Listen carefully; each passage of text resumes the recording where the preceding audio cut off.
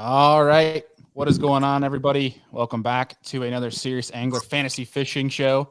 We got a smaller crew with us tonight. We have, unfortunately, no Mr. Jake Boomer, but we have the crew back again. We got Mr. Andy Fole in the house, the captain, in a new location, which we'll get to here quickly in a second. Mr. Adam Deacon back from his California road trip, which we'll also get into, and our pal, Mr. Brendan Chapman. What's going on, fellas? Cheers. What is everybody just cheersing? No one's going to talk. They're just going to drink. Cheers. Cheers. Yeah, bust out that chug of God. I know. Everyone's got beer and everything. I'm sitting here with freaking chocolate milk like a 5-year-old. Nothing wrong with some chalky milk, man. Nothing wrong with it. Andy, really fast for folks. Obviously, you're in a new location. Yes. Dude, new crib. New crib. Moved about a half hour down the road from my previous house. I got a full office that I'm going to make into a giant fishing room. So this is the podcast spot now. It's going to be good. Can't wait. Yeah. We went from Bartless to Boomerless. I love it. Unfortunately, Boomer is flying to Tennessee tonight. So he was unable to join us. We have his picks. He will be thoroughly missed. But I'm actually looking forward to Deacon and I will be seeing Mr. Jake Boomer this weekend, actually, at the Bassmaster Classic. Deacon, when are you flying into Knoxville? I'm flying in on Thursday night. Sometime Thursday afternoon, Thursday night is when I'm getting there. So looking forward to it. It's going to be a fun time. Heck yeah. Or for anybody that is going to the Classic, Deacon and I will be there all weekend. So if you guys are around, come holler at us. We'll be at the X2 booth, amongst other booths as well, like Blackfish, etc. Brandon, you're not flying down, are you? No, man, I'm not. I was thinking about going last minute. I kind of pulled out. I was going to drive, and I don't know. It's warm here in Iowa, so it's an opportunity to get the boat out. So I'm going to do that instead. But wish I was there. You going to go Spirit? No, I'm not going to Spirit. But no. I heard it's open. I believe it. I believe it. Oh. Yeah. I missed that place. We got a bunch of people joining in the chat. Obviously, we are going to be going over the fantasy fishing picks and kind of our preview for the Bassmaster Classic on the Tennessee River, which, by the way, this is like the hardest event of the year to pick because the bucket is so much smaller. And honestly, especially for Drain the Lake, that was annoying as heck. Honestly, trying to pick 8 guys because the Bass Nation guys you can pick for Drain the Lake too, which you can't use them obviously for the rest of the year because they qualified only for the Classic. It made for an interesting fantasy fishing with the first year of doing the Drain the Lake. But really fast, Deacon, do you want to give us a little synopsis of your Delta trip? Sure. And also, do you guys hear that motor running in the background? Is that messing anything up? There's a motor? Turner, my team partner, who also lives with me, he just got a new power head on, and he's running it in the driveway, blowing smoke everywhere. I do not hear it. It's fantastic. Okay. Oh, you're good. Great. Turner. Yeah. An old 2-stroke. And quality mics. I guess, man. No, but man, yeah, the Delta was interesting for me. I really struggled in practice. I really only had bites one day, and anywhere the water was blown out, really, really bad. And so with all the rain that they're getting and flooding and all that crap, it was like, for me, I couldn't get bit unless I was in the clear water. And so I found clear water, and everywhere you found clear water, you found bass boats. And that place is massive. I mean, you burn 50 gallons of gas just trying to find clear water, no problem. And so finally found like a stretch of clear water away from the main rivers. And there was a couple other boats in there, but I got in there and just, man, I caught little ones. Like I shook off a bunch of fish on a Senko in practice. And I did hook one 4.5 pounder on a chatterbait. And I was like, all right, I'm going to live in here. And got in there. My co-angler caught him behind me. Just was like one of those like guide trip situations. I had one of those at Havasu too. I need to figure out something with that, but like frustrating for sure. He definitely was doing some different things in the morning and caught 2 nice ones, but everything else, like, man, we'd both hook up at the same time, and I'd have a 14-inch on and his would be 4 pounds. And it's just like one of those, like, rough situation. So was around the right fish, and just day 2, man, like that stuff just died. Like, and all the guys in there that were catching them, Bub Tosh, like just a bunch of guys I was around, all kind of left it, and myself included, and scrambled, and walked out in 45th, I think, which definitely salvaged some points for the championship, but not anywhere near a check or anything. So, but Sounds we'll like your co-angler was better with the ladies. the ladies, the Yeah, big ladies, females. Yeah. dude. I'm still convinced, Bailey, in that area, there wasn't a fish that I saw or heard of or caught that was over 4. I did dump a 4-pounder in there too that day, but I just didn't execute, I guess, what it came down to. But there wasn't any real big ones, right? Like, and there's plenty of 4-pound males at the Delta. I still think that all those fish we were catching up shallow were all bucks, even the 4-pounders. Really? And I'm curious to see, because like there was areas where guys like ran into 26 pounds, like those were all females. But like there's a lot of 4-pound, like I've seen them there at the Delta on the bed where it's a 4-pound male with a 9-pound female. Like there's just giants, dude. Dang. But it Dude, fished really tough. I mean, it's got to be kind of cool though that you launched your boat and you're fishing against like Ish Monroe. And Oh yeah, that's At pretty Delta sick, of all dude. places. Yeah, I mean, Yeah. like I launched my kayak and fish against scrubs like our buddy Zach Hall, but you get to go fish against like Ish Monroe. That's pretty cool. Well, I mean, dude, and now you've got what, Iconelli in there. You've got Greg De Palma and some of that stuff, right? Like you've got some names for sure. But yeah, like it was cool at Havasu because you had Roy Hawk there, you had Dean Rojas, like, and then all the West Coast guys are just phenomenal. But it's yeah, it's been fun for sure. Heck yeah. Well, boys, let's quickly recap Seminole. Give people an update on how our inner group here is doing points wise. Like we'll get a little standings on update on standings, and then we'll hop into the weather for Knoxville and start really diving into our preview for the Classic and giving our fantasy fishing picks for fantasy fishing and drain the lake. Okay. Just real quick, can you hear anything in the background for me? The washer is running, and I just want to make sure you can't hear it. Okay, sweet. Perfect. A lot of background noise, I It's guess, like today. driving me nuts. I'm like, what is this squeaking noise? Well, speaking of that, does anybody see the ghost hand on the top of Brennan's camera? You can watch his hand move, like the little. Brennan, move your hand a little bit. Oh yeah, Yeah, you can see like his ghost hand on the top Yeah. of his. You got to go down to the bottom, like left corner, I think it is. Yeah, there you Yep, go. it We see is. his ghost. I don't know what's going on, dude. It's all good. I think I've had a ghost problem before. Last summer when I was on one time, I had a ghosting problem. It's something with my phone. Do you have a case on it? No, but it's cracked in like a million pieces on my screen, so that probably has everything to do with it. Yes, that was most definitely the reason. Yep. Oh man. Okay. All right. Let's go around the room quick and just talk about quick picks of who you had for Seminole and the points that you walked away with. Brennan, you want to kick us off? Oh shoot, my Seminole results. Yes, I sir. think I had a pretty good one. Let's see. Go to someone else. I'm coming right back. Andy, hit him.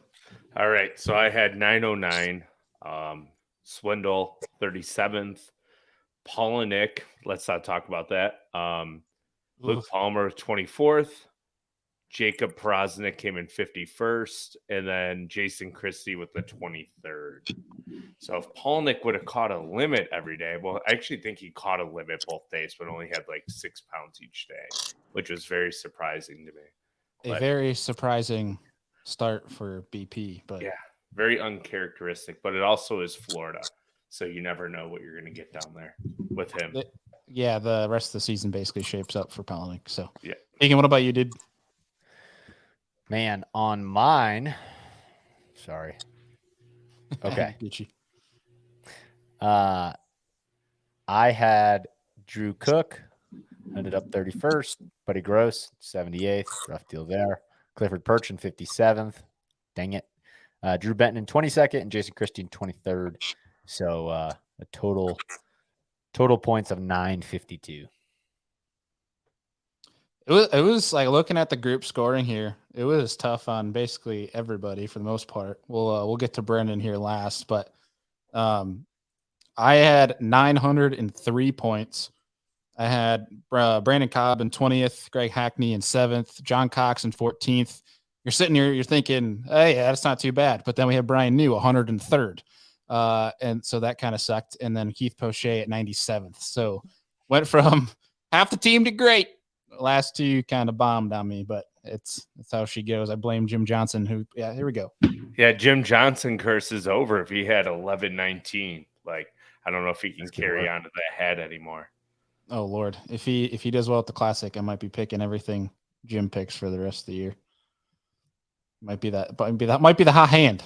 But Boomer had one more point than I did.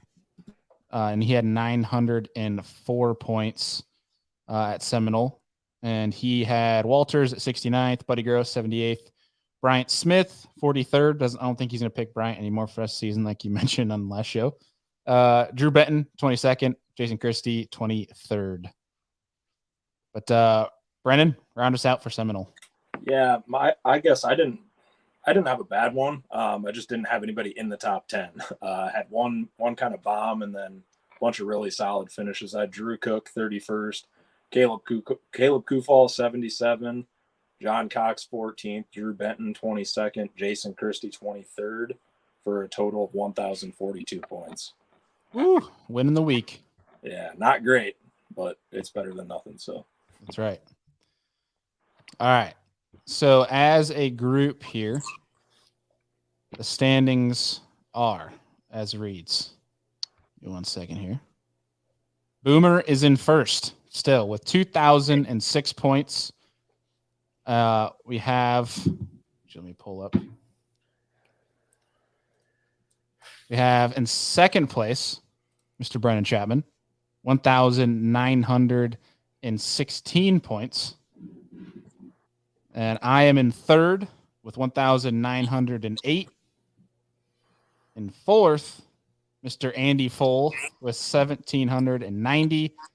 And Deacon close behind with 1,765. Woo! But Drain the Lake, Deacon, you are smashing everybody. Sweet. You have me by a full 1,000 points in Drain the Lake. That's pretty good. Yes. Hearing some little crackling. I think it's from Brandon. I think it might be your phone, but it's all good. I can. Yep, it's your phone. It's all good. I will. I will mute it when you talk. We'll unmute you. You've been put on mute for the rest of the show. No, I was kidding. Let's start diving into Knoxville here.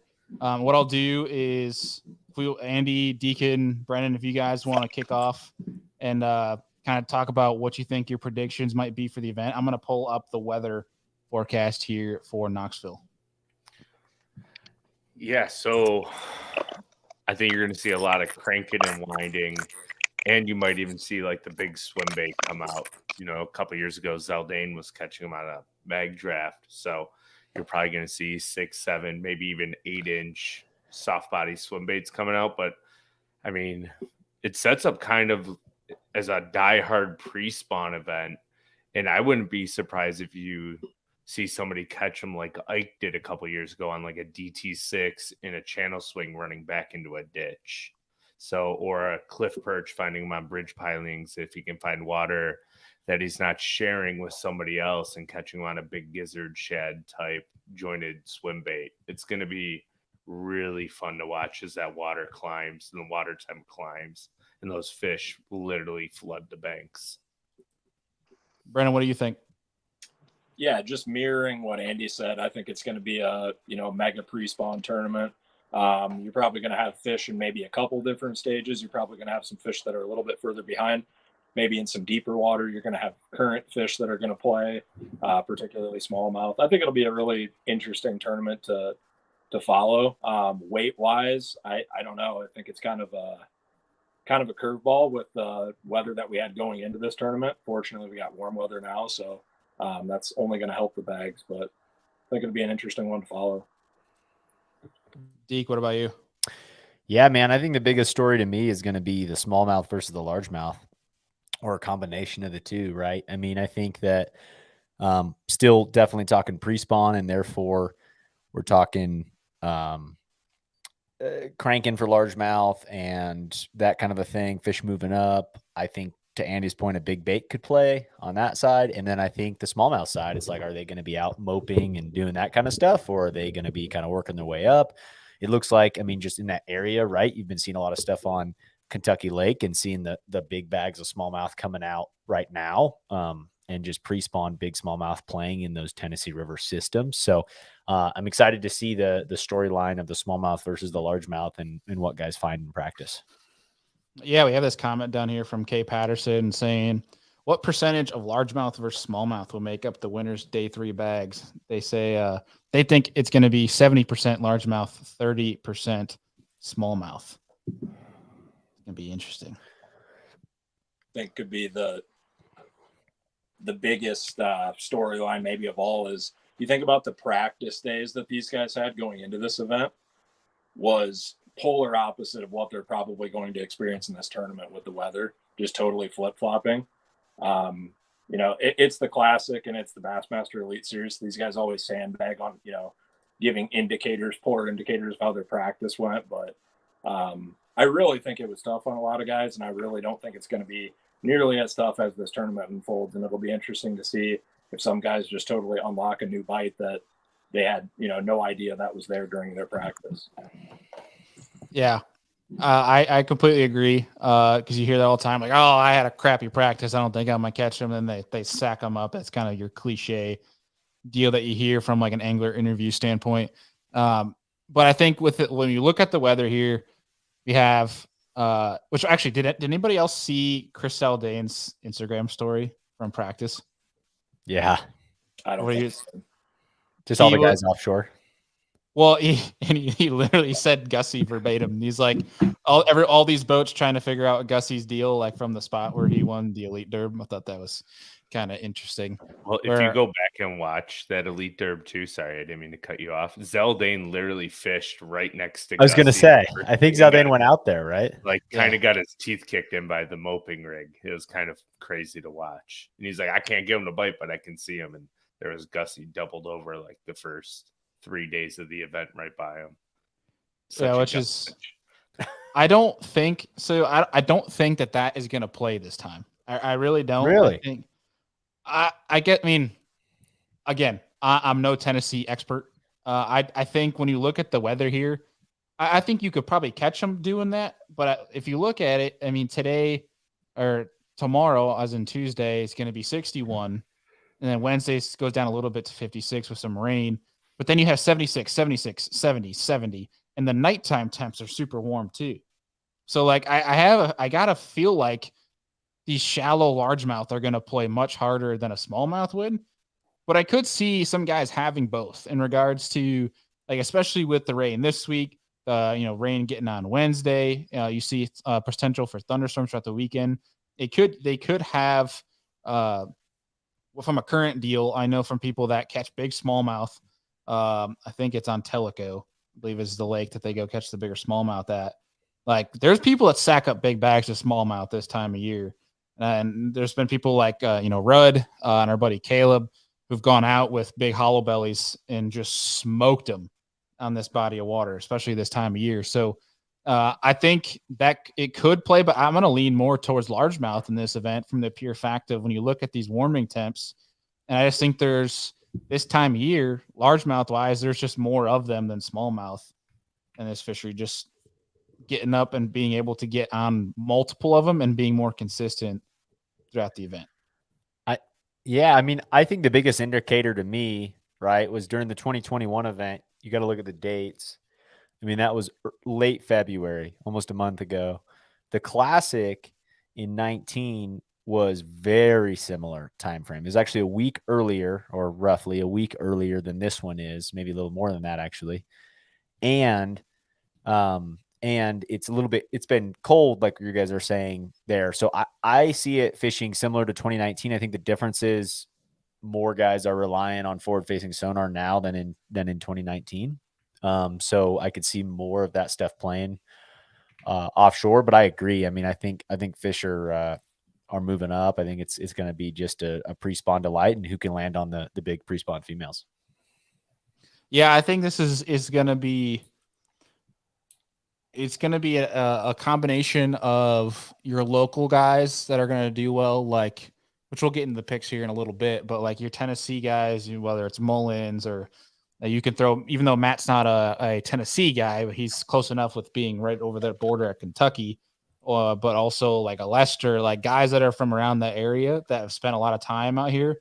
And then it's either somebody like that that's going to win this event, or it's going to be somebody brand spanking new that either never has fished it or we've never heard of, that stumbles upon something that's able to last throughout the 4 day or the 3 days. But I mean, you see it's a warming trend, but also there's thunderstorms, which I think is going to be super interesting from a fishing standpoint. Like if I'm competing in this and I'm trying to think like what adjustments these fish might make if there are storms throughout the entire weekend, man, I see that and I was like, I don't know. All I have to say, Bailey, is get your PR pen ready, because I think the call shad is going to catch some big ones.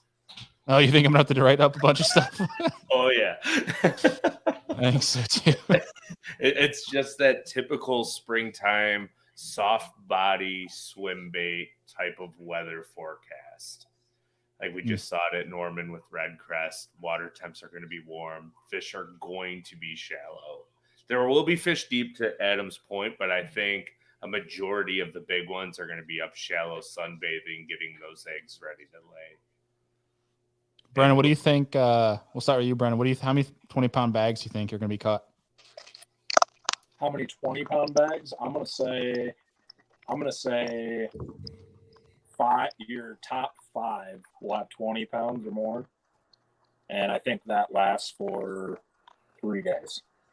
So call it 15. Okay. Andy? I'm going to go the lucky number 7. I think the winner, because you're going to have to adjust, right, with the weather, with the thunderstorms and stuff, and I think the fish are going to be constantly moving. So coming to you, getting in the backs of creeks and channels and just constantly moving with the water warming, I think you're going to have at least 2 20-pound bags, or an average of 20-pound bags over 2 days. And then your third day, you're going to have like 17 or 18 mixed in to win. Deacon, what about you? So you're saying 7 for the entire event? Is that, Andy, what you're saying? I'm going 7 because, I mean, I think the Classic, in 2019, I don't think there was all that many. I think, what was that? I think Ott was the only one with a 20-pound bag on day one. Man, didn't Zaldane bust a big bag on a swim bait one day? I think he had like 18 or 19, and they were mostly smallies. I want to say there's like 3 20-pound bags in 2019. Yeah, I don't think there's going to be day one because it was anchored with like a 7-pounder. I think I'm going to say 3 for the event. I'm going to say very similar to that. I mean, I think that there'll be a couple, maybe 3 or 4, but I don't know if too many past that. I think there'll be a lot of like 17, 18, 19s, but 20's a move. I'm going to go 5 just for the pure fact that it's a warming trend. But this is an interesting one. Chris Flay asks, will thunderstorms shut down the shallow bite? And I will say, if it stays true, which I've learned the weather forecast down here in Tennessee is about as shaky as it is for us up north. And I'm sure you could say that for the country. I think that's just weather everywhere. I think weathermen just suck at forecasting. But also, we got to remember too, it's a river system. And when current, like Rick Clun said it, current is the ultimate, what's the term I'm looking for? It's like an ultimate negator. Like, yes, that's the word. That's the term. Yeah, with current, fish constantly feed because they have to. Yes. Brandon, were you going to say something? Nope. Straight. Nope. He's in the penalty box. All right, let's start diving into these picks. We can go around. If you guys have any other kind of stances on how this event's going to shake out, by all means, throw them out there. But I think we should start firing off the groups here. All right, let me pull up. Oh, gosh. I'm going to make sure I don't do this again in regards to not picking my picks. Give me 1 second here. Make sure I have them here loaded up, and then I'll take them off so I'm not ruining the suspense for folks as I try to determine. Don't forget to add them back in after you select them. Yes, I will add them throughout the show. If people haven't seen the first show, the reason, if you look at our fantasy group, well, the reason I have 0 points on the first event is because my dumb self didn't add them back after we gave our picks for the fantasy show. And let me share my screen. Alpha Angler YouTube page here, but I think we should let Deacon go first because Boomer isn't here to pick on him for picking everyone's picks when he goes last. Literally, at Seminole, that didn't happen at all. Incredible. One time. I think Brennan had Boomer. No, let her rip, Brennan. I just wholeheartedly agree that Adam should have to go first. Yes. Are we going E to A this time? Again? Yeah, sure. E to A. Yep. So wait, are we Hop going right into E to it, A? Deacon. Yeah. I meant to mute Brennan, but I muted myself. I was gonna say you muted yourself. I was like, what are you? It's all the We're chocolate at a- milk gets going straight to the brain. I'm chocolate Man. wasted, baby. All right, give me a break. It's been a minute. All right, I'm a little lightweight when it comes to chocolate milk. Chocolate. All right, let her rip, Deke. I want to give chocolate. Okay. So bucket E for me, I think man, the obvious just chalk pick is Carl Jocumsen, man. He's moved there, he's in Tennessee, he's fished so dang well. He loves throwing a big bait. This year he is on a roll with momentum, which plays a big factor. 42% ownership too. It'd be hard to go against that, but man, I'm going a dark horse here, or in my opinion, a dark horse. But I'm going Jonathan Dietz of Pennsylvania. That guy is a hammer, man. If you've looked at his stuff over the years, he's fishing really well right now on the Tackle Warehouse Invitationals and through the Bass Nation stuff, qualified for this tournament.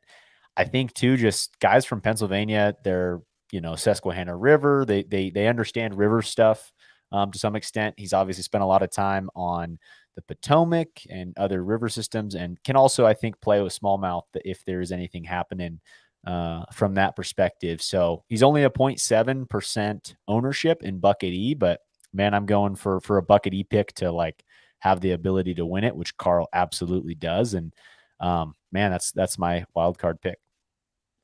I dig it. Brennan, what about you, dude? Yeah, I'm going Cody Huff on this one. I like the Carl Jocumsen thing too. I like Cody Huff here. He really hasn't had a breakout tournament yet. I feel like we've all been waiting for him to. Just hasn't happened. He finished second in an event last year. Oh, okay. Well, I'm wrong. He had a great finish at one event, but we're ready for him to have another breakout event. All right. And it's Screw you, Brennan. Shut up, Andy. With your analytical Andy. notepads, I had to throw one at you. All right. All right, that's fair. All right, curveball, love it. No, but I'm going Cody Huff, Missouri guy, Ozark guy. He's a cranker, he's a winder, he's an Ozark guy, like I said. Tons of docks where he's from. I think a lot of that translates over to what they're going to be fishing, and then I also think, Missouri, kind of where they're at geographically. Seasons really line up similarly to Tennessee. So I don't know. I really like Cody Huff in this one. Got a lot of people saying Cody Huff as well. Yeah, in the chat here. That's a good pick. Do you What want you, to Andy? Bailey or all right? So You probably can guess who I'm going to pick. probably Carl, if I had to guess. But No, go ahead. I'm actually gonna go. I was between two people. I was gonna take Shane LaHue or Tristan McCormick. I'm pretty sure Tristan is pretty close. He's already proven that he can win.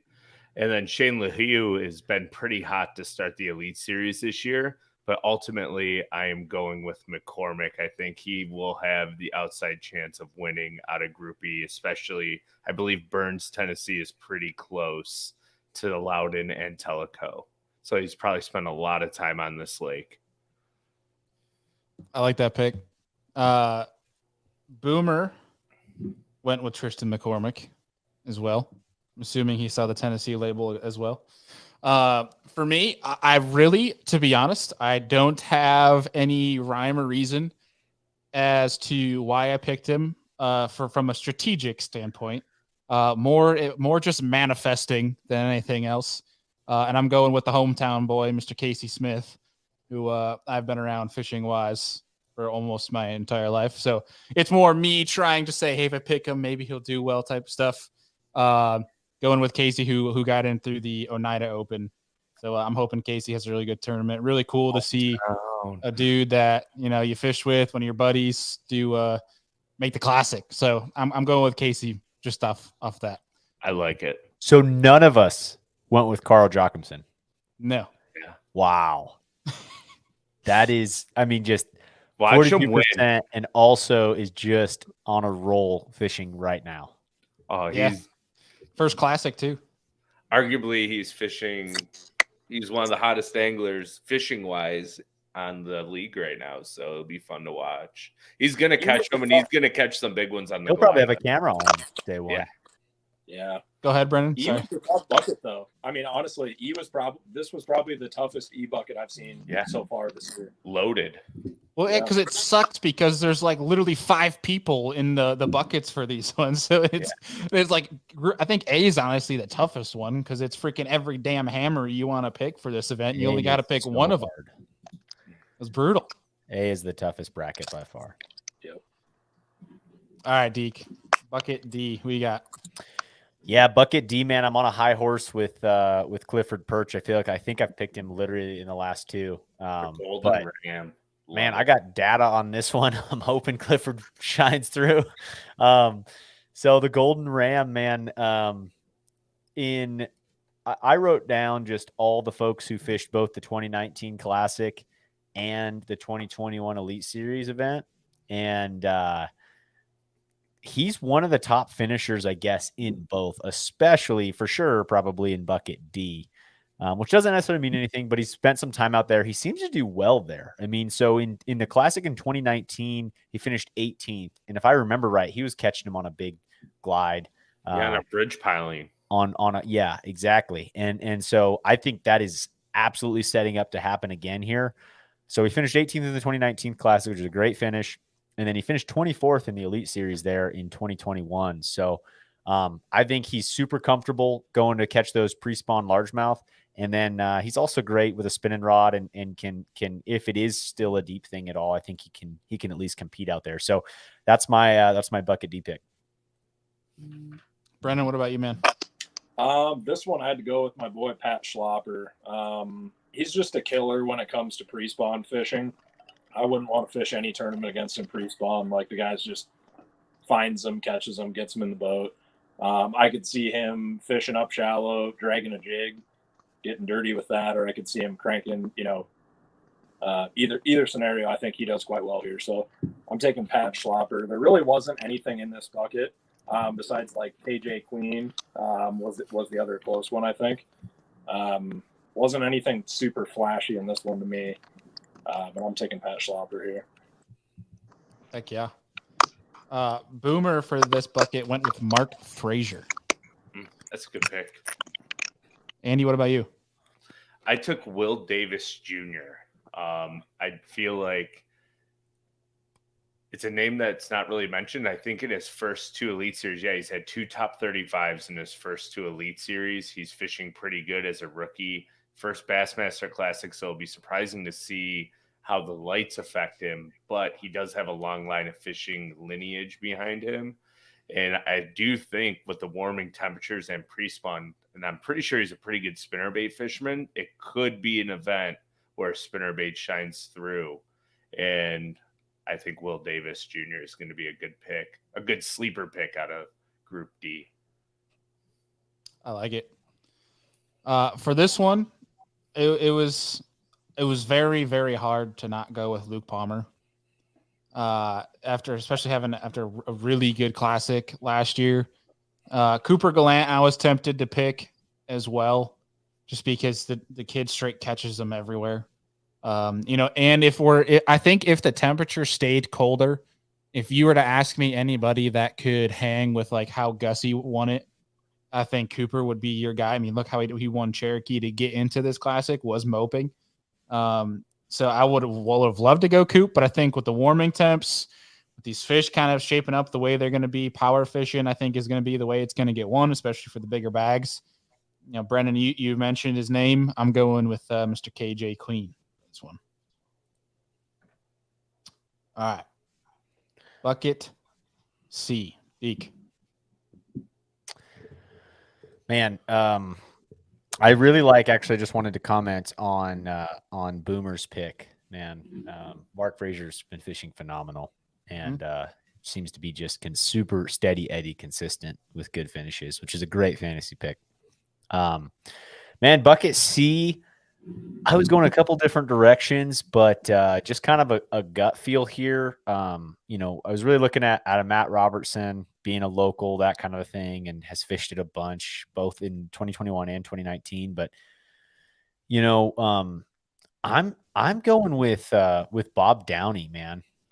In the 2021 event, of course, my computer's like freezing. Here we go.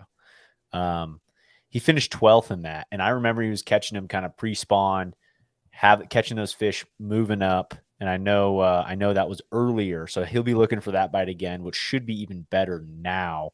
Or he was catching those shallow largemouth, I should say. And so I think that bite will be even better than it was in February. So he's fishing well. I think he's really coming onto his own in the Elite Series at this point. And is a great pick, I think, in C, and that's was kind of more of a gut feel than anything. But I went with Bob Downey. I like that. Brandon, what about you?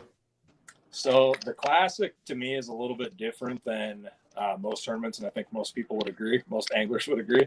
You know, like history definitely plays a factor, but I feel like at the Classic, it matters less. Everybody's swinging every single day because it's the Classic. That mindset, there's not a better guy than Matt Robertson to apply that mindset to the tournament. So I got to go Matt Robertson here. Matt Robertson. Yeah, I'm gonna mindset thing's a good comment, dude. That's so true. This is much different than a Elite Series event. Yeah. I'm just gonna Andy, I'm gonna budge in front of you real fast just because I have nothing better to say than what Brennan just said. And this comment says it all, that Robertson will be coming in busting heads. I'm also going to go with Matt Robertson for this event, and he's going to win that on the dang freaking call shad. Man, you stole my words. I was going to say this is preluding earlier with the PR release in the call shad, and Bailey's going to be getting that pen out. I was going to say Matt Robertson, if he wins this tournament, it will be a 1-2 punch. Some type of crankbait like a money badger or a Fritz side followed up with a big old call shad. I could see it. And he's going to crack heads. And Bailey's going to be like, man, this is going to be a fun party, but I'm going to have to work and write all these articles. So have fun, Deacon. I'll have a blast. What are you saying, Brendan? It will all be on Berkeley Big Game, too. Oh, yeah. Exactly. An ugly stick. And dude, ugly stick winning the freaking Classic would be the most badass thing I've ever heard. Dude, yeah. Unbreakable. It'd be awesome. I would love for Matt to win it. And I've been telling my buddies to have Santee Cooper Hobie event the following weekend, next weekend. And I said, yeah, I'm gonna, the plan is to drive straight from the Classic Sunday night to Santee, set up my tent in the dark. So I'm gonna camp for the week.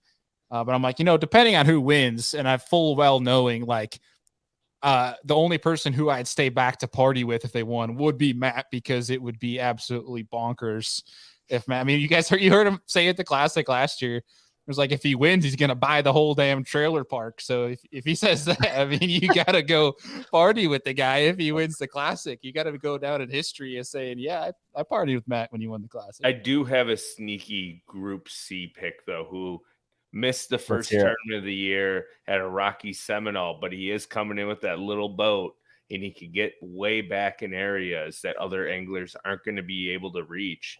And if those big largemouth are back inside of the ditches pretty far back in that super shallow water, Keith Poche could be a sneaky pick out of Group C as well. Completely agree. And so would Boomer. Boomer agrees because that's his pick. Are you Oh sure wow. that you aren't Oh. just taking all Boomer's picks? No, Hank? I actually did not talk to Boomer at all today. Sure. Lies. Oh, all right. We have a text from Boomer saying he's totally heckling Deacon in the comments. Classic. Crickets. Classic. I love it. From the I airplane. think if anything, Boomer, if you're still tuning in here, it's Andy that's trying to steal your thunder here. That's right. But, Andy's copying. yeah, I do really like that Poche pick, just for the pure fact that the dude, like you talk about, Brennan nailed it with the mentality aspect and the way Poche fishes with the way the Tennessee River sets up from like getting in like 5 bites a day.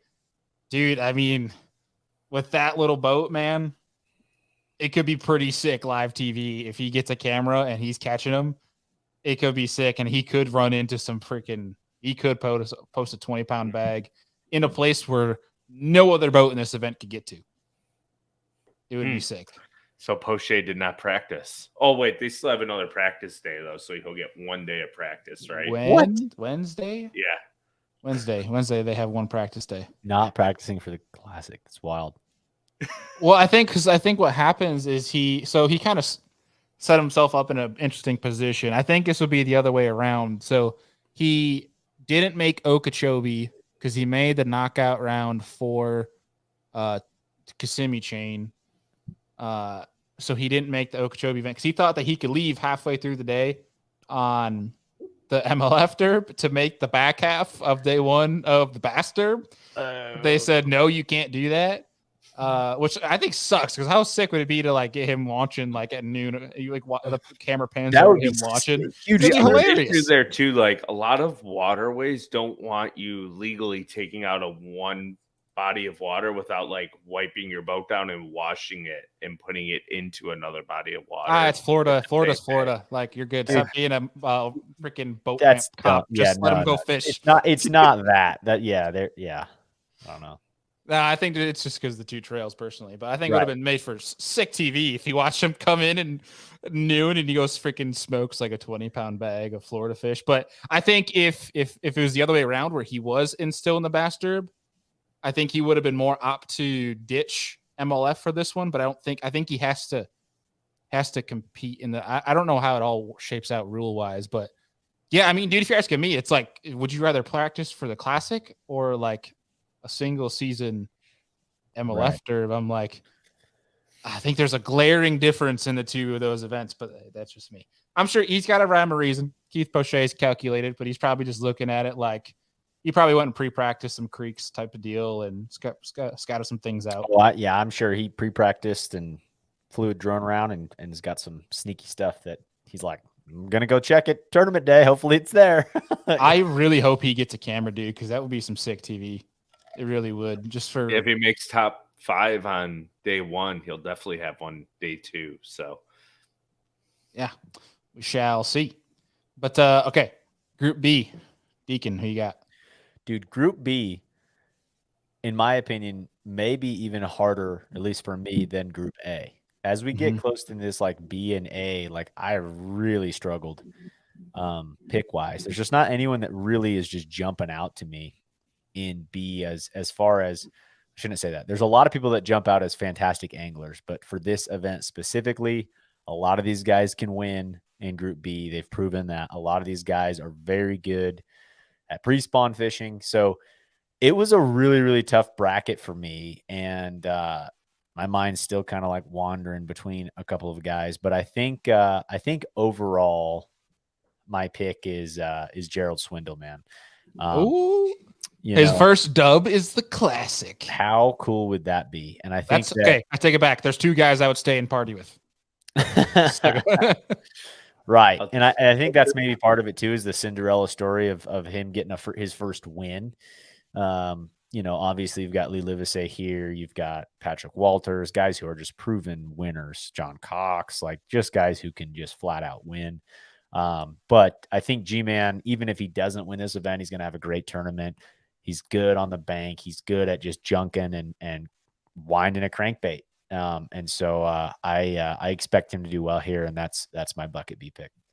Yeah, I think that's an awesome pick. He can literally catch a bass on whatever he wants to throw. Like, I feel like G-Man is the one guy in the field that can chase bites junk fishing and get 5 bites on 5 different baits.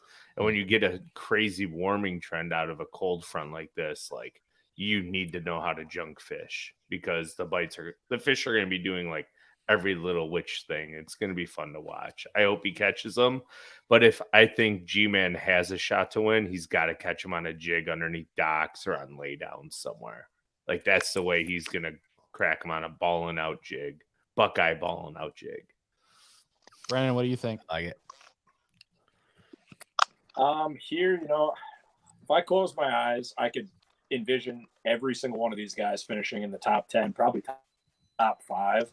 I think there's some really solid anglers for this one, but Matt Erie's got to be my number one. He's a big tournament guy. Yes. He's always so close too in every tournament, right? Like he's super consistent, and if he's in it, he's right near the win. I believe he finished like top 5 in the last classic. Is that right? Almost certain. So I gotta believe he's a chip on his shoulder. Pretty sure he finished top 5 in the last classic. Welcher was up there as well. Did he? I know he got second at Ray Roberts. I think he should have won Ray Roberts, but he lost. He dumped like a big fish on a frog right at the boat. Okay, I do know. Okay, yes, but either way, going back to Ray Roberts, like I know he had an awesome finish there. Big tournament guy, right? Like he's a guy that has ice in his veins for larger tournaments like this. I could see him pulling it off really good. So I'm going Matt Erie. I really love that pick. I was between him. That would be the third person Bailey would stay and party with. I mean, I'm never gonna say no to a little bit of partying, but like I guess I don't know if I would. Matt Erie party, awesome, super happy for Matt. I don't know if I would stay for it because like a G-Man or a Matt Robertson party is a whole different caliber of party. That's gonna be a whole different level of shenanigans.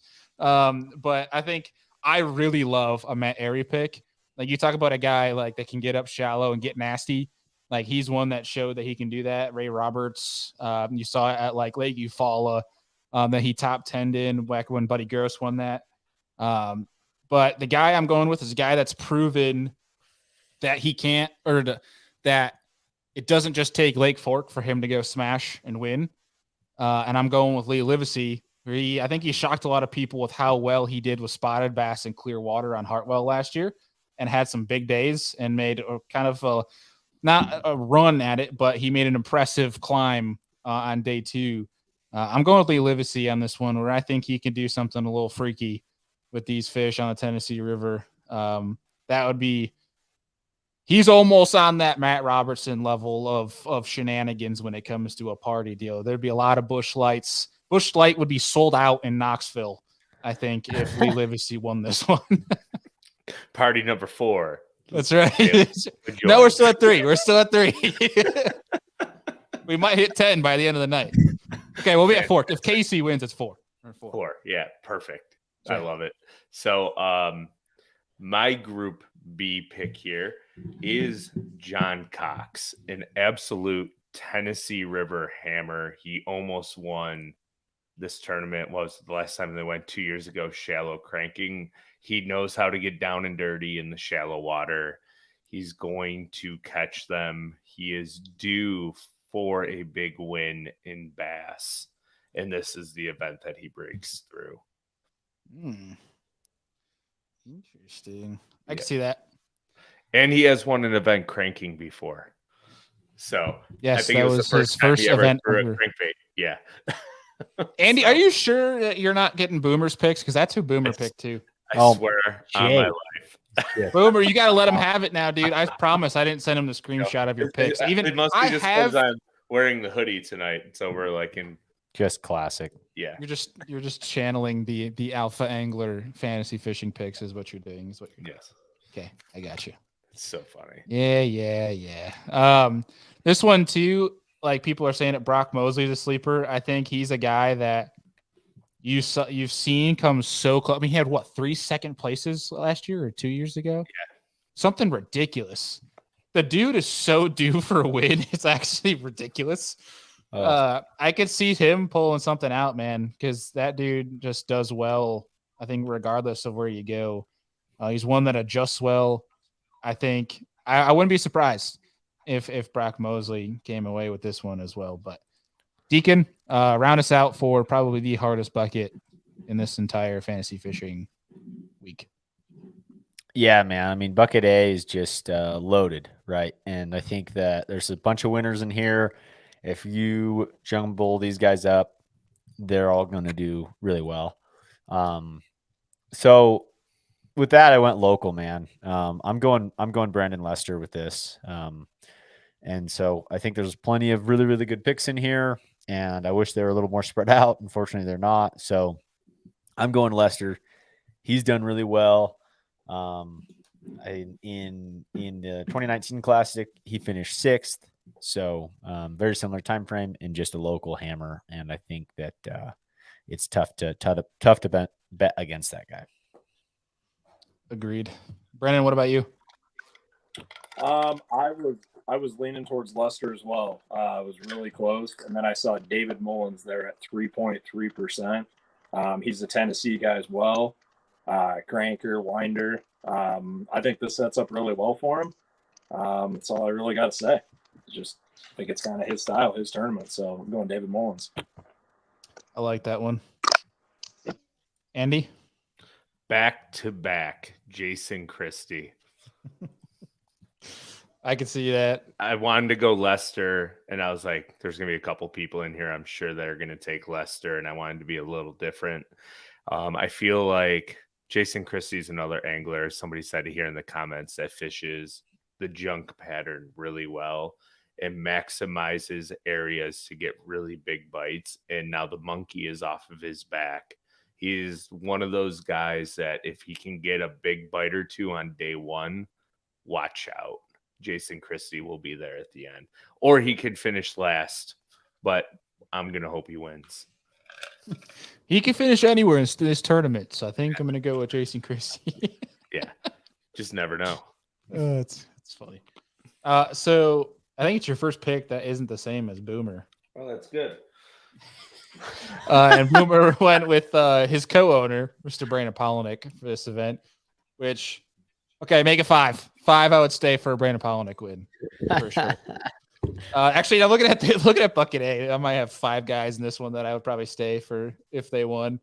But dude, this bucket was so tough, like because there's so like every single guy in here has a shot to win. Like even Zaldane, I think is probably the one that's a little bit more left field than the other ones to win. But even the last time they were here for a Classic, he did really well. I think he was like 10th or 11th place. I think actually maybe it was 12th. Regardless, he had we were just talking earlier how he had a big bag one of the days, so he knows how to catch good fish on this river and fish that are going to be needed to pull out a dub over 3 days. But you know, my mind when I went to this one too, like thinking about this event today, went to Stetson Blaylock, just because the dude has shown he's been close. He was close last year. He was close. I think it was Gunnersville and I think he was close at Ray Roberts as well. Yeah. Like, I think he was right around the top 10 cut at Ray Roberts. He just shows up in the big moment.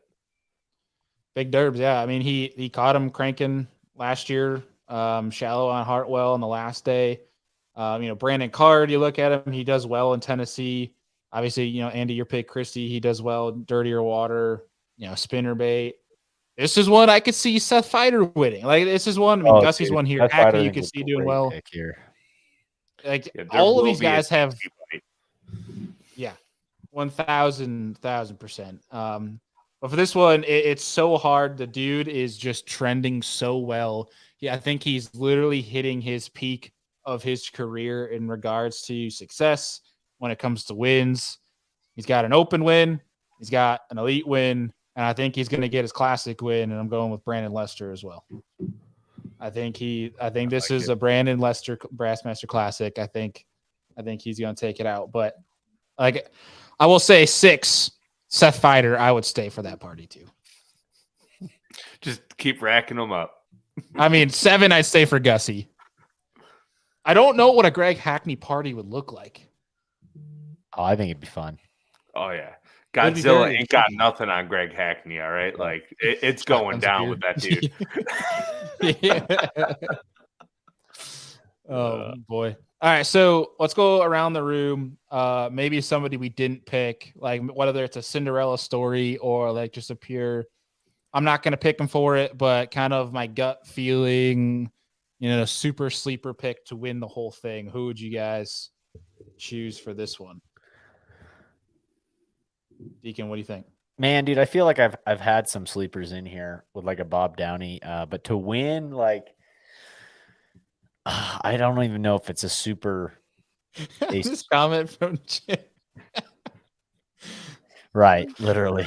She said, so what Bailey is saying is he's staying the party even if Dave Mercer wins. Well, Dave Mercer Yes. just wins like automatically, right? Because he gets the MC the event, so it's an automatic win. I think that He's was there his joke, regardless. Andy. Yeah, Dude. whatever. Right over my head. All right, it happens. All right, go ahead, Deacon. As far as a dark horse to win, like a super dark horse, I think a Jonathan Dietz, man. I think that would be a really crazy, cool story. Guy from the nation winning, really, really hard to do. So I think that would be a really, really cool one. I think that of the nation guys has got a really good opportunity if you were to just pair him against the nation guys. That or I think Seth Fighter's got I got a weird feeling about him, and I didn't pick him by any means, but Fighter I could see just getting dialed in. He did well, man. The last 2 times he finished 15th in the 2019 Classic, and in 2021 here he finished 29th, which are, in a full Elite Series field, good finish. And I could see him cracking the code a little bit on a W. He's someone who swings big for sure. So those are my 2 as far as kind of sleeper picks. For sure. Brandon, what about you? I love the Seth Fighter thing. That's smart. That makes sense. I would say, as far as Cinderella story, Louis Minetti. Yes. Biggest Cinderella story potential in my mind, but dark horses, I would have to say either one of the Johnston brothers. I don't think you could ever call them a dark horse, but nobody picked them, and I don't know why not. Like either one of those guys could win this thing, no problem. So something to think about. Not changing my picks, but something to think about. For sure. Andy, what do you think? I'm going to throw a dart at the board here, and it's his first Classic, I think. Or did Scott Martin fish the Classic last year? Last year. Yeah, but I feel like he's pretty good on the Tennessee River. Like Scott Martin is a pick that could find his way near the top. Although I think if this event was a month later, Scott Martin would be a better choice. He seems to catch them a lot better if he has like a topwater bite going up shallow on like a shad spawn, but he could figure it out. I'm going with Taku. Yeah. Taku, dude, he smoked him on the Sabine. Not that it's like a very similar fishery, but it's a river system. Taku, I think he said something along the lines he likes lakes that have small bass. Yes, he likes small bass because he's not strong. Yeah. I just love that, dude. I thought about that this week at like the Deltas. Like if I lean into it like an 8, 9, 10, 11 pounder, like all I'm going to think about is, oh no, too big. Oh god, that needs to be like the soundboard deal, Deacon. We need to like have some like we need to have like Takahiro Mori. I knew it, like for it to like just stamp in there. Greg Hackney, Godzilla ain't got nothing on me. That's like, right. That's right. Just like a Chris Lane. Just rip them out on fantasy fishing nights. I love it. Yeah, like, that would be perfect. Like, dude, even when Taku has a fish on and is talking to himself, like even though it's like, oh no, easy. Like would be fantastic. I knew it. I knew it. Dude, that was actually really good. That sounded just like him. Got to clip that one, man. Bailey. Put Dude. it right up there. Oh man, Right. Definitely. I just a lot of practice time fighting fish. No, like In college fishing, dude, one of my best buddies too. He's a Japanese guy, and I just love like he would just come up with so many funny jokes, and he would just love like he's like, I'm gonna go on stage and pretend I don't speak English and just like pull a straight taku up there, and like it was just great. His like just his mannerisms with things, like he would just act stuff out that was so good. Fantastic. There's so many different ones you could do, man. That would be so good. But all right, let's quickly run around the room here. We'll do a drain the lake quick too, but weights. What do you guys think weight wise? Brendan, you want to go first? Oh shoot. Gosh, I'm gonna say my phone is occupied, or I used my calculator and tally this up. So I'm gonna say 18 times 4. Give me 18.25 times 4. 3 days. 3 days in class. 3 days. My bad. Oh, actually, make that 19 and a half. That considered. And tell me what that is, so I can put it in here so I get credit, Bailey. You see this? Yeah, it's like 58 and a half, Yeah, right? you're just under 60 pounds. Right. 40. It's literally 58. Yeah. I'm going to subtract just a little bit because I'm not that confident. You can do it, little buddy. 57.6. We're going to go there. 57.6. I like it. 57 pounds, 6 ounces. Yes, sir. Andy, what do you think? I'm a little bit lighter. I'm going 53.4 because I don't think they're going to crack 19 pounds a day to win. I have it 53.4. I think it's going to take like 20, 16, and like a 19-pound bag. I just don't see there being a ton of really big fish caught. And also it's that time of year where the smallmouth are going to be so scattered that you're going to see a lot of like 2 to 3 pound largemouth with a big kicker. And the guy who wins is going to have 1 or 2 big smallmouth a day. But catching an 18-inch smallmouth is not easy on the Tennessee River, no matter what time of year it is. Like I think was the last time we were there, Jacob Wheeler and Mark Daniels were throwing back so many 17 to 17 and 7/8 inch smallmouth that were like 4.5 pounds. How different do you think the last classic here would have been if you could keep 16 to 17 inch smallmouth? It would have been way different. Like you're talking easily 20 pounds a day if you can keep 15-inch smallmouth, because an 18-inch smallmouth in the pre-spawn is a 4-pounder wherever you go in the country, because they're just eating machines, in my opinion. Unless you get a high reservoir lake like Douglas, then you might, where they're running around, or Cherokee, like then they're like 3.5. Or like the one where I'm at, where I caught a 21 incher yesterday and it was like 4.3 or 4.4. Yeah. That's a giant fish. It was big. It wasn't heavy. At least not for a Great Lakes standard. Those big, that one sounds like it's a big male or a female that just isn't going to spawn this year. A 21 inch male. It could have been. I bet it was a female. Just a non-spawning female. Like or she's just aged like, out. dude, there's just, I don't know, especially here. And the reason I say that is like, at least in Colorado, man, it's ridiculous, but there is totally, and this is from a fisheries biologist explaining this to me, that fish is against all of us. They have 2 different strains of smallmouth that they stocked in our lakes here. 2 different strains. Like that's weird to say, but like one is that total Tennessee long tail, long fish that are just mean eating machine. Right. But they're not the same. And they aren't built wide and tall like a Great Lakes or an Idaho smallmouth. It's like, and then we have 2 lakes that I'm aware of here that are 3 lakes that are stocked with that strain that do grow tall and are just short, fat. It's literally, he's like, yeah, no, we got these from this fishery and these from this one. They are different. Like, and if you put them in together, like these ones just grow. And I don't know, it's just such a weird deal. And I feel like in Tennessee, there's more of those like long, skinny ones.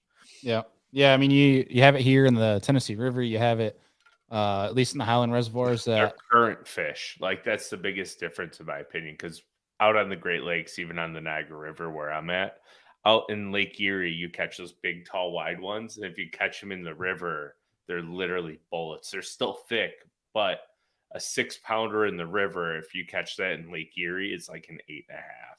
But I'm saying like the fish here don't live in current, but they're just skinny. Like, and they just like, and then there's ponds that have them, that have a better forage base, but they are just built different. Like it's just a different body style.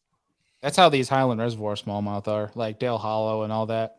they're all like they seem, to your credit, Andy, they seem like the river fish, but they're just super nomadic.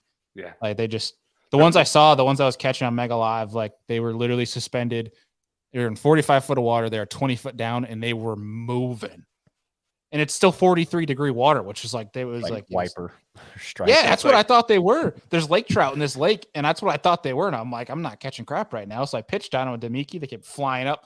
I'm like, definitely got to be a laker. And it comes up and jumps 3 foot out of the air. I'm like, oh, okay, smallmouth.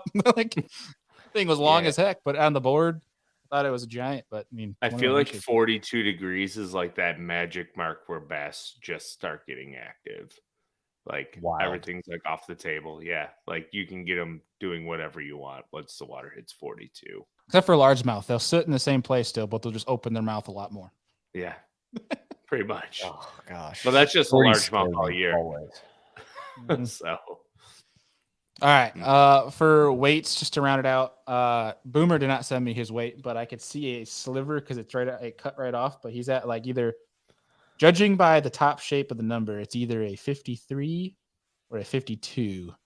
One of those two. But I'm going 51.12 for it, which is like I think it's like a 15, 16, 17. I think. Could be wrong with that math there.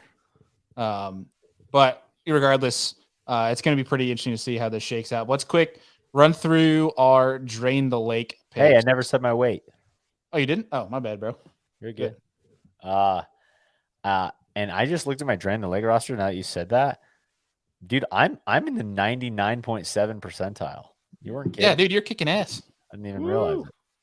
I guess I know how to pick the guys who are getting kicked out forever. You got to start picking the guys in fantasy fishing that you're picking for training. No, dude, like actually what's horrible is I was thinking that on this one I picked, Matthew Robertson. I picked Tristan McCormick. I picked Carl Jocumsen. Like those are guys that are probably going to do well, but I didn't pick them at all in my fantasy fishing. But anyways, weight wise, I did 51.3. The 2019 Classic was one with 49.3. Figured I'd go a pound heavier. And so yeah, that's what I did. For sure. Brennan, you got your Drain the Lake pulled up? You want to run through them? Yes, sir. Drain the Lake, I'm going Cody Huff, Carl Jocumsen, Tristan McCormick, David Mullins, Matt Robertson, Matt Erie, Stetson Blaylock, and Brandon Card. I dig it. Got to save some guys back, but I did burn up a couple like temporary guys like Tristan McCormick who you're not going to see. Would have liked to see maybe a couple more of those, but didn't have the confidence, and I got a lot of ground to make up for Drain the Lake. So playing some chalk here. That's all right. Heard that. All right, Deke, what do you got? Yeah, I've got Matthew Robertson, Jonathan Dietz, Carl Jocumsen, Brandon Lester, Gerald Swindle, David Mullins, Tristan McCormick, and Bob Downey. Andy, what do you got? All right. I have Will Davis Jr., Stetson, Tristan McCormick, Clifford Perch, Matt Robertson, Brandon Lester, David Mullins, and G-Man. G-Man.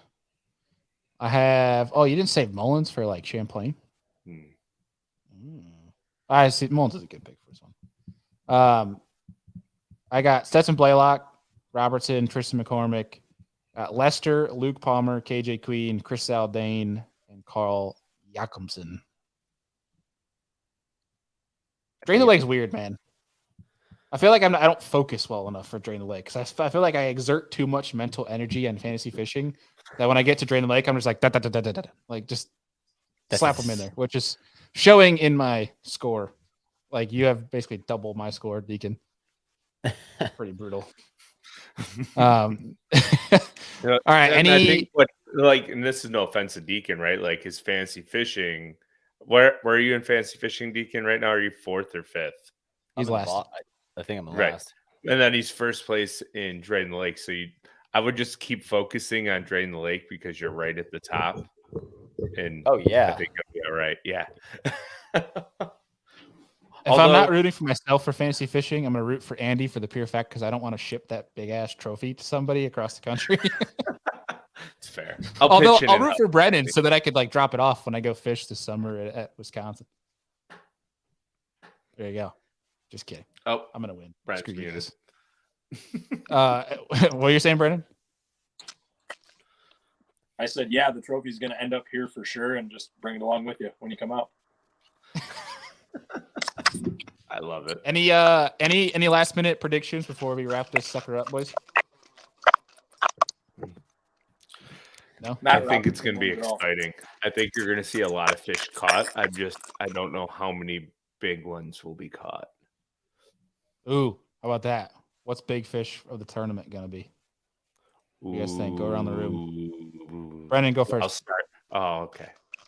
It's for you, Andy. Brendan, go first. It's going to be the elusive 6'2", and it's going to be caught by Matt Robertson, of course. And it's going to be a smallmouth. That's it. That'd be a giant Tennessee River smallmouth. Like, they're not the tail race of Wilson Dam here. You'd be surprised, dude. There's some mega smallies on the Tennessee River. Oh, yeah. Every lake has them. Gunnersville has them. You just never really see them. They exist. I can tell you. Especially this time of year, of all times of year. Deacon, what do you think? A 6'8". 6.5 green. I think it's gonna be a green one. Andy? I had like a 6'3" or a 6'4" green one. It's exactly what Boomer said. Weird, Andy. Man, I'm gonna say, like, get out of my brain. Like, get out of me. Almost as if you guys had a phone call prior to this meeting. No, interesting. I'll be straight up. I haven't talked to Boomer in probably 2 or 3 days. Are you crying inside? No.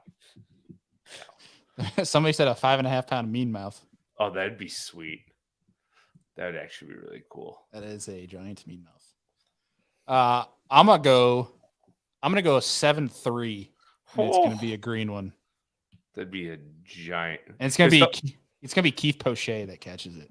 If someone catches a 7.3 and they can be consistent over 3 days, they're probably going to win the event. Yeah, that's like some of these Western lakes, like where you go and you have one giant green one and then a bunch of spots. And the guy who, as long as he can fill out his limit all the rest of the days, he'll be all right.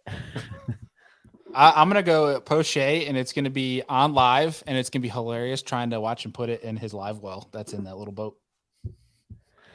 Just fishes bent around. Dude, have you guys watched his YouTube channel? Have any of you guys watched it? I highly encourage you to, especially if anyone's watching this right now or listening at a later date when this shows up. Highly recommend Pochet's YouTube because, one, it's sick, and two, because he goes into some wild places where you're like, yeah, if he had any other boat, there's no shot he's getting into that place. But like, it's pretty baller because it's actually really, it's so fun. Like, if you're a marshal, I feel like you have to dress different for when you go out with Pochet than you do with any other pro. Where like you got to be ready to get like branches in the face. Like you're just gonna be like, bring your helmet, like knee pads. Like you got to be getting ready for sports, basically. Like for him, the idea of not having a marshal or a very lightweight marshal matters a ton. Like for where he's going with that little boat. I mean, like, dude, I think about that. I mean, I would argue, this is a question, Bailey. Does a boat like that, or anyone that runs stuff like that, and I'd love to get your thoughts, can they get in more places than a kayak can? I think it depends on the rules. If you can get out in portage and like drag your kayak through, like, as long as you stay in the waterway, I think a kayak can get anywhere for the pure fact that you're using, like, in the boat stuff, you can't get out, that type of deal. Right. I think, but having a motor is kind of nice to like climb beaver dams and crap. Right. But if you have rules like Hobie implemented this year that are stupid, where it is your bottom, if the bottom of your kayak scrapes the bottom, you can't, it's considered non-fishable water then. Like that's your boundary, which is stupid because it's a kayak. Are they going back to Susquehanna? Not this year. The wading thing I do not get. The wading thing just blows me away with the kayaking. Like where you're like, you can be out. Well, for Susky, you kind of have to to do that in some place, because you have like they'll do that for the new river, I think, this year, because when you have a specific set of like class rapids that you're fishing on them, you need to be able to like get out on a rock, position your kayak to go in a certain place, because you can't. It's not, some of these kayaks, it's not too safe to like try to go down the rapids. So they're trying to encourage people to get out in them, but they made it so that you can fish standing in the water. That's what I meant. That's what I'm talking about. Honestly, it was pretty dope. It was kind of nice. But then you're just, I don't know. Like, I guess you're just standing. Like, imagine fishing for a bedfish, just standing over top of it. I mean, dude, there was, because of the current, the fishery was so low. Like the average depth of like the majority of that river that was in play was like 2.5 feet. Like it was super shallow. But there, like, to your point though, there was dudes straight up that launched, that maybe sat in their kayak for like 2 minutes of the entire event and just walked the entire thing. Like, right, just walking basically the kayak. Yeah, their kayak's there to hold their board and put their fish on, basically. Well, and I just think about like, okay, like I really like chasing spawners to where I can hide my boat against the bank or behind a dock or something.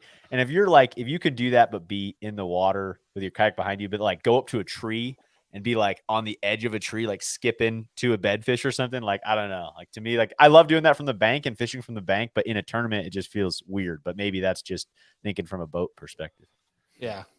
Yeah. But I mean, it's only like certain fisheries. You can't do it. Like you go to Sam Rayburn, you're not allowed to get out of your kayak type of deal. It's only a specific, which is also weird that there's certain rules for bodies of water. Yeah. To get back to your original question, I think a boat like Pochet's on specific fisheries, you can get back into places where a kayak can't from a sheer power standpoint. I can't wait to see them go to Champlain with that little boat in the smallmouth stuff. I fished with Pochet at Champlain when he was doing some of that with that specific boat. And you better have a camera on his freaking boat on day one if you want to have some good TV. Really? Those rivers that dump into that lake have giants in them. That's awesome. Yes, that's how Drew Gregory won their big smallmouth that lived there in the summer. But we were running back through this creek down by Ty, and it's like you could probably go like this and touch both sides, and he just smacks a log. And like, he's like, okay. Then he just keeps going. We go all the way back to the ramp. And he goes, oh, I broke my motor. Like he just like, I'm trying to remember what specific thing that he broke on it, but basically it was like, it was really bad that he kept running. Like the dude just, if you're a marshal, you just got to bring your A game. Like you better bring 7 spare motors for me because I'm wrecking them all. You talking about Takuito and Motor Guide or? Yes. Yeah, we won't go down that one. Oh man! All right, boys. Anything else you guys want to say or call out on the show before we wrap this sucker up? Brennan, you got anything? I just want to say I'm sorry for the crackly mic, and I'll do better next time. And it sucked being in the penalty box, but I'll be better, and I'll come back stronger with a better mic. Okay? That's like a perfect hockey response. Got to get pucks deep, circle them to the net, get shots on goal. Like, right on, man. Yeah, do better next time. Yeah, that was net nanny. That nailed it. That was a hockey interview. That was a hockey interview response. Sorry, boys, I just couldn't stay out of the box tonight. You know, it's on me. I'm sorry. That's freaking awesome. But, well said. Yeah. right back to the box. Well, Brennan, we'll let you go here. Appreciate you as always. No worries on the phone deal, but hopefully we'll see you soon, buddy. All right, boys. Thank you. Take it easy. Adios. See you, Brennan. Boys, I'm looking forward to the Classic. Classic's always fun because you see a lot of familiar faces.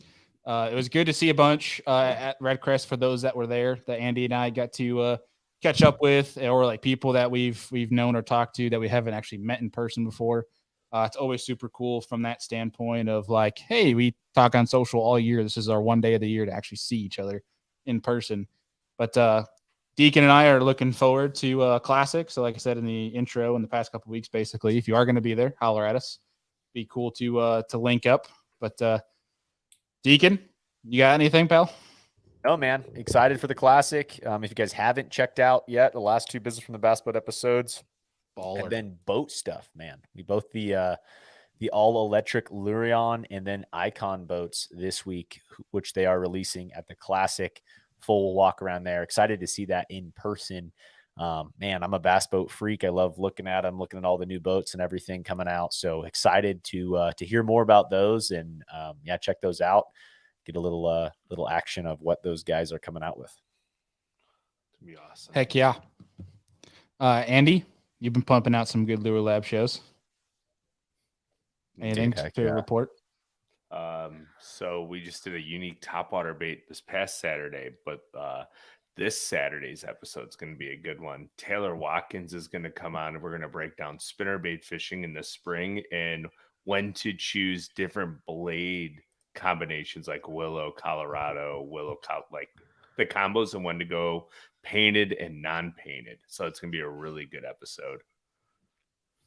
Yeah, I really want to know like the little red blade that you add on like 2 weeks out of the year, and it seems like you're only supposed to throw it in Oklahoma. Like, I want to know that. That's intriguing. That's gonna be a good show. But don't forget to write it down. You what? Send it to me so I don't forget to write it down. Okay. And I'll ask. Oh, that's funny. Well, for folks, serious angler wise, tomorrow night we're going live. We have Mr. Trevor Lowe from Omnia Fishing joining us, and as well we are joined by Mr. Jonathan Kelly and Mr. Matty Wong. We're gonna talk some fishing, obviously fishing tips, fishing techniques. I'm sure we'll have rabbit holes beyond rabbit holes, but also do a little classic preview from their standpoint, as well as Omnia is running a pretty sick rebate right now for Omnia Premium. Mm-hmm. I think it's like you spend like a $28, you get 29 back. I believe. 29 and 30 back, yeah. 29, 30. So you're getting paid back. You're technically getting $1. You're earning $1. So check that out. That's all linked down below. You go right to Omnia's site and you guys can go check that out. Definitely worth doing. That starts today. It started this morning and runs until next Monday. So make sure you get that in. It's a wicked deal, especially when you can save cash throughout the year with Omnia Premium. It is worth it beyond its years. So check that out. Beyond that, though, boys, I think that is it. Anybody else got anything? Sounds good, man. No, we'll see you at the Classic here shortly. Sweet. Folks, appreciate you guys as always, and we'll see you on the next one.